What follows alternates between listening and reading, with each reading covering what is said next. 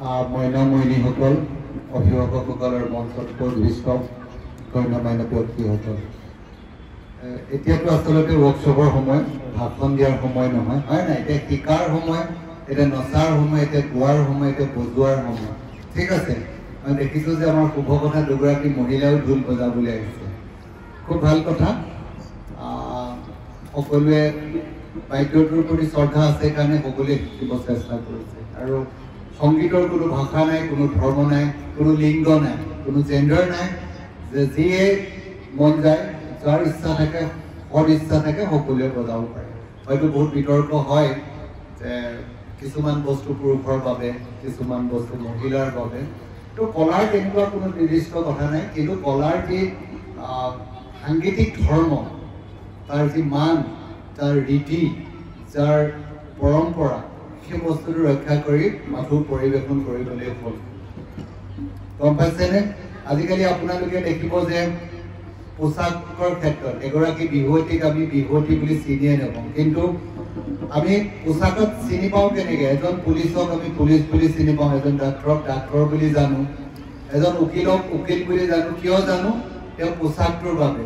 কিন্তু আমাৰ বিহুৱা বিহুৱতীসকলৰ আমি দেখোঁ কেতিয়াবা পোচাকটো বহুতে আমি VCTতেই হওক বা টিভি এতিয়া যিমানবোৰ চিৰিয়েল শ্বুটিঙতেই হওক, আমি বহুতক দেখিছোঁ যে তেওঁ বিহুৱে নাচিছে, কিন্তু তেওঁ পোচাকটোত বিহুৱতী বুলি ক'ব পৰা নাযায়। কিন্তু আপোনালোকৰ ইয়াৰ মাজৰ পৰাই যে আনুষ্ঠানিকভাৱে বিহুটো শিকিছে যেতিয়া, এই কথাখিনিও যাতে অলপমান লক্ষ্য ৰাখিব। মোৰ ক'বলগীয়া একো নাই, এইটো মোৰ বিশেষ ব্যক্তিগত মন্তব্য। যেহেতু বিহু বুলি এটা পোচাক আছেই, যাতে আমি বিহুৱতীগৰাকীক এজনী নাচিবলৈ যোৱা ছোৱালীজনী আমি গম পাওঁ যে তেওঁ বিহু নাচিবলৈ গৈছে। আমি যাতে তেওঁ গম নাপাওঁ আজিকালি এনেকুৱা যে তেওঁ মডেল কৰিবলৈ গৈছে, নে বিহু নাচিবলৈ গৈছে, নে শ্বুটিং কৰিবলৈ গৈছে। আচলতে তেওঁ কি?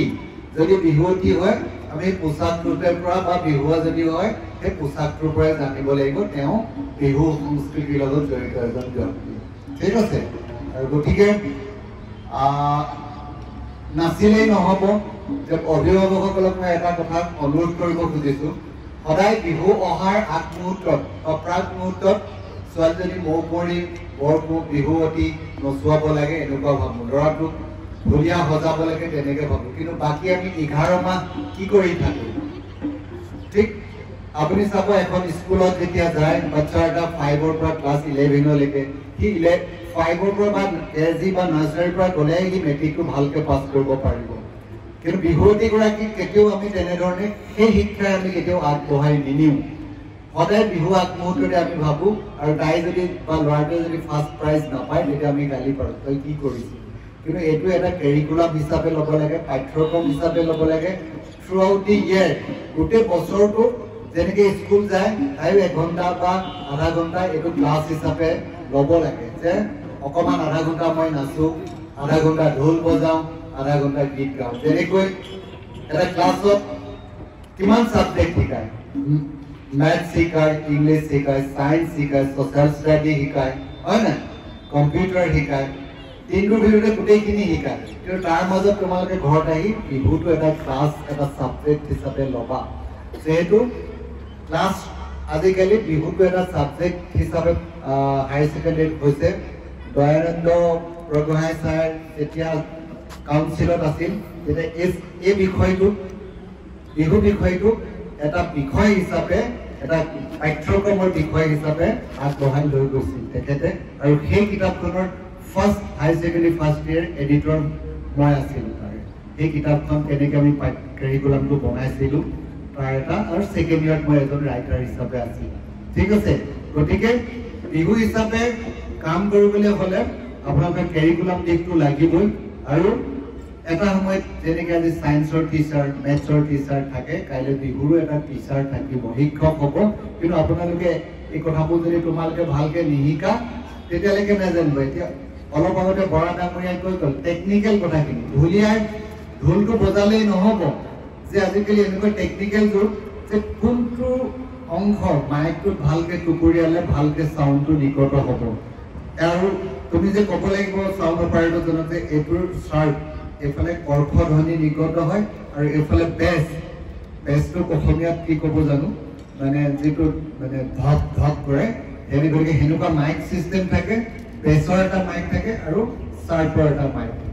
আৰু 2 নম্বৰতে গায়কসকলে বহুত গায়কক দেখা যায় বিহুৱাত বিশেষকৈ যে মাইক্ৰফোনটো লোৱাৰ মাইক্ৰফোনটোৰ ষ্টাইল থাকে লোৱাৰ, চবে গান গোৱাৰ যি থ্ৰয়িং ৱেভ সেইটো একেই নহয়। গতিকে আপোনালোকে সদায় মাইকটো লওঁতে এটা ট্ৰায়েল কৰিব যে কোনখিনি অংশৰ পৰা নিজৰ মাইকটো ল'লে কিমান দূৰৰ পৰা ল'লে শব্দটো ভালকৈ গাব পাৰি।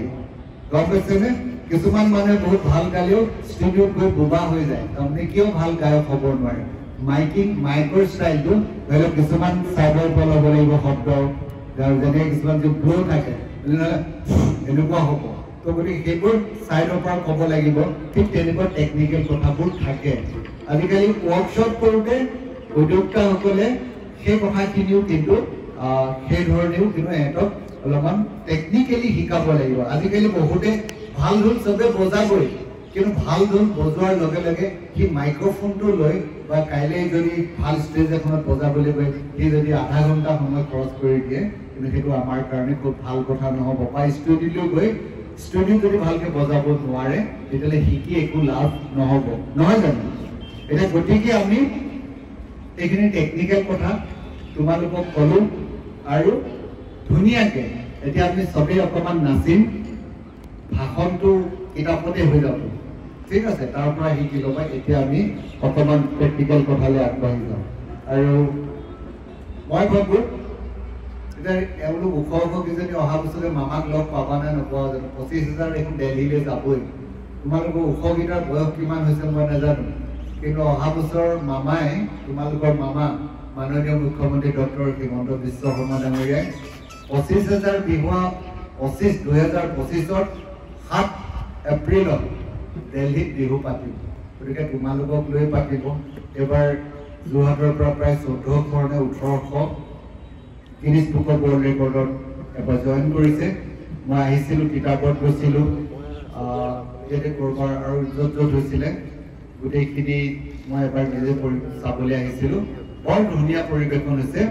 আৰু যোৰহাটৰ DC মহোদয়ে খুব ধুনীয়াকৈ, পুলক মহন্ত ডাঙৰীয়াই খুব ডাঙৰ প্ৰচেষ্টা এটা বা খুব মানে আপ্ৰাণ চেষ্টাৰে বিহুটোক গিনিজ বুক মানে যোৰহাটৰ পৰা আৰ্টিষ্টসকলক আগবঢ়াই পঠিয়াই দিছে।